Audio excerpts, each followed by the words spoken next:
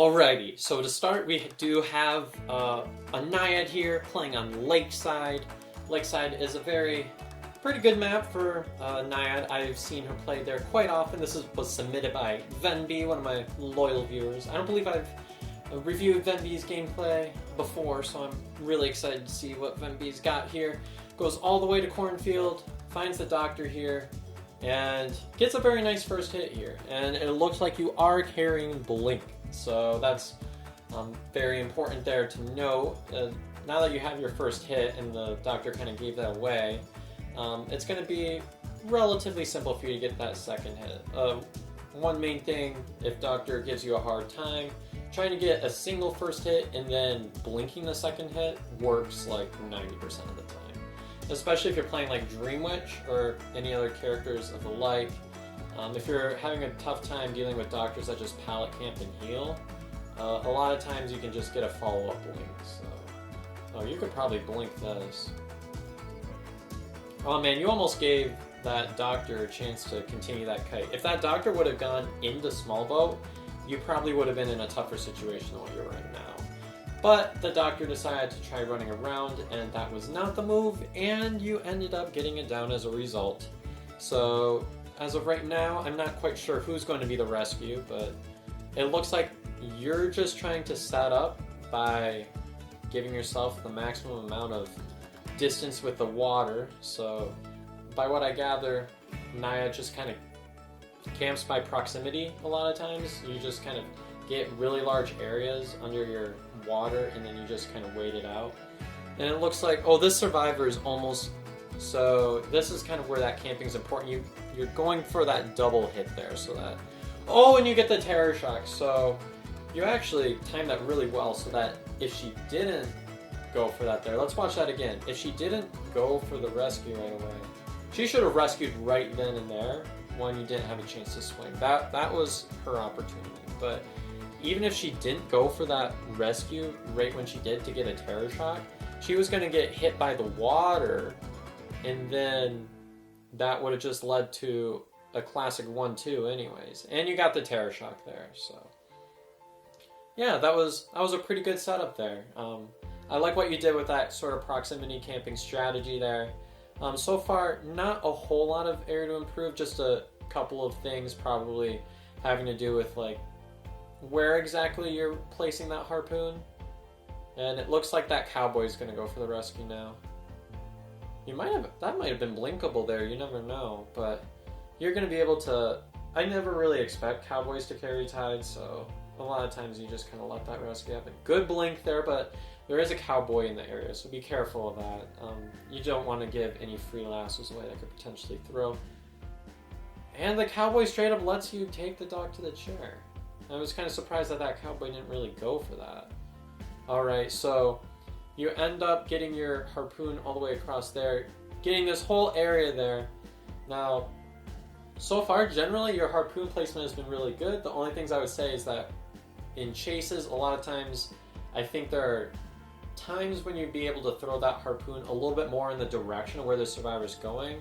And that would avoid, like, the few times you've kind of been outranged by the harpoon. Like, in that first chase with the doctor, I believe there was one that you got slightly outranged there, and then of course the one right before the hit was probably unnecessarily entirely, but it looks like you're kind of doing the same type of idea here, just proximity camping, trying to get as much of this area underwater as you can possibly get. But they are able to, yeah, see, that's what should have happened first, is you just kind of go right for that rescue while you aren't carrying that harpoon. And it looks like that priestess has a lot of water on here. Ooh, that was a nice follow-up on the priestess. So what the Naiad decided to do there, let's watch that again. The Naiad threw the harpoon, threw it back to get like that, what is it, like 30% that it gives if you close it and the survivor's on the inside. And that will allow you to actually get a heal on the priestess, so she would not be able to turn around and rescue this cowboy that's already been double hit. So that was very nice, especially going into big boat. Priestess would be kind of a good rescue for that scenario, and you never know, because there's kind of a toy merchant out that might be able to finish a couple ciphers pretty quick at this point. It's kind of late, so you don't exactly know exactly where those ciphers are. You're going to try to cover like this entire top deck in water. I think that makes a lot of sense. If you get this elimination here, you've won the game, essentially. So, yeah, it looks like, yeah, they're just healing, so you're in a really good scenario here. So, now what you want to do is, you see that there are global portals there. Make your way to one global portal or the other and just work on taking it down. And then once you have one broken, you're going to want to approach the other one. Let's see what you do here. And the survivor runs into the global portal, leaving the image behind. Okay, well, that was probably a learning experience for the toy merchant, now wasn't it? And now you're gonna get the dash off, and yep, this is pretty much GG. Why are you staying to heal? Woo, that was a nice blink! I actually like what you did with that blink. You, like, timed it just right, so I believe what was actually happening was it was sort of stretching the hitbox. As you can see, you ended in kind of like an area that looked like it might not have been able to hit because you were kind of facing the other way, but I think what it did was when you blinked, it stretched the hitbox entirely. You timed it like just right. That's kind of a tough thing to time, but you did it. I probably would have picked up the toy merchant first, since she would have been likely to self-heal, but they surrender, and overall it was good GG's. Next match. I like how your name is Incel Mike. I don't know why that got me. Okay, so it's a Vio on Leo's. Okay, so on Leo's with Vio, I actually played him on this map quite a bit. And I go up, down, teleport. Let's see what build you got. I don't see the build at the moment, but eventually we will. Oh, we already got spoilers. It's a victory. Okay, so that was kind of an early note there. A lot of times that's good to do if you have teleport. Oh, and you don't have pallet breaking. My guess is you have trump card then. But the thing is, with slow pallet breaking on this map, the survivors are able to transition you pretty good.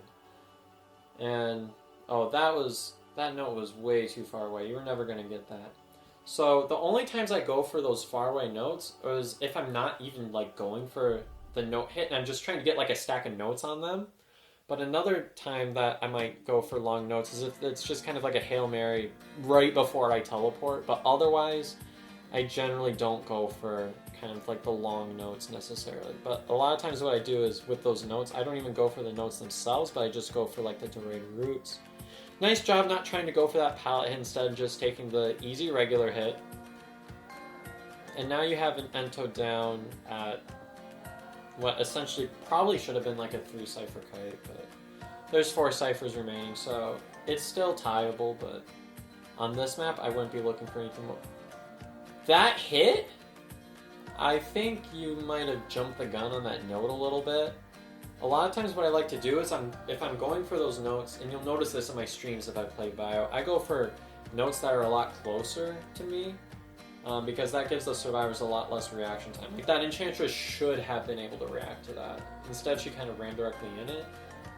And also, you probably could have been better off if you would have swung while you were doing that blink. That would have given the Enchantress less time to be able to work on getting that kind of stun in there and be able to get to that next pallet. So you want to give the survivors as little reaction time as you can. There's just some practice that you can do to optimize that as well. Grave, why didn't you rescue there? I guess you're trying to stall some. It's another long note, you see. And I'm also concerned about when you place that note, the survivor wasn't even in your line of sight. I'm kind of concerned about that. Okay, you get a Terror Shock there. This Grave also played very questionably as well, because usually when you're playing Grave, the goal is to dig to get up to the chair. Like, the goal of playing Grave is that you get a basically impossible approach to stuff, unless if you're up against Bonbon, but Bonbon's pretty much the only one, and Bonbon can stuff literally like any character except for Chords. So yeah, you got Grave down on a Terror Shock, but that wouldn't have happened if he would have dug and then come up. So just some things to think about. There are 2 ciphers remaining. I would just camp this at this point. So I don't know what tier this is, but they should be going for this rescue. Otherwise, they just straight up gifted you the win if they don't rescue this, because the only way they win is if they get that survivor out. I don't like how far you're proximity camping here on the down that gives you the win. I think you should probably stay a little bit closer. And another thing that I haven't noticed until now, but you should be throwing your notes. I don't think you've even used your secondary ability yet, like in general, but a lot of times when you camp, you need to throw those notes out to be able to disrupt the cipher, slow it down. But also, if you're in a chase, you can use the notes to slow down the survivors as well, because they run slightly slower the more stacks you have on them. So, especially in an area like this. And I don't think I've seen you use that secondary ability like at all this match, so I'm just be a little concerned about that. Again, another super... It doesn't matter now because this is the last survivor you need to chase, and you might as well have gone for a Hail Mary there. But I still think you should wait until you're a little closer before attempting those. And that's a hit. Okay, you were a little bit late with placing the second note there. That could have been a hit, but also the placement was a little off. It went like right through that pallet there instead of going after the survivor. But there's the Enchantress here. If I were you, just down the Enchantress. Again, you're going for super, super aggressive notes that are kind of unnecessary there. Okay, well that one worked out because you had the ultimate ability. But again, this is the type of chase that you just need to be going boom, boom, boom, throwing out your secondary ability, which you've not activated so far this match. So I'd just be a little concerned about that. Good blink, but Enchantress unfortunately just like stunned away your attack recovery. And there's 1 cipher remaining. I really think you could have won this at like 2. Okay, now you're using the notes. That needed to be done a lot earlier.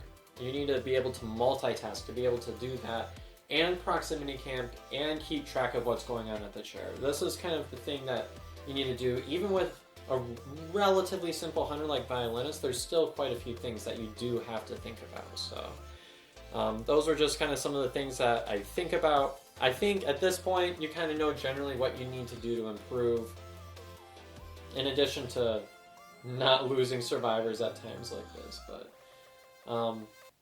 generally, you played pretty well to kind of what the survivors were doing. You got a nice Terror Shock there, nice stuff on the Enchantress, so your camping game was nice there, but there are just ways that you can more optimally use your notes and be a lot more consistent, because ultimately with Violinist, he's inherently by nature an inconsistent hunter. But if you do some things like not go for quite as many aggressive notes, and like for instance reference the second stuff there, make sure that when you're placing notes, the survivors, especially in beginner gameplay, you want to make sure those survivors are in line of sight. But thank you for sending in the gameplay. I enjoyed reviewing it. Keep up the good work. Well, I hope you all enjoyed the gameplay. If you want your gameplay reviewed on a future video, please feel free to send a Google Drive link to the video to this email down here, and I'll be able to download that and be able to feature your gameplay on a future video of mine. And if you did enjoy this video, please feel free to leave a like and subscribe to the channel for more content like this, and I'll see you all next time. Bye-bye, everybody.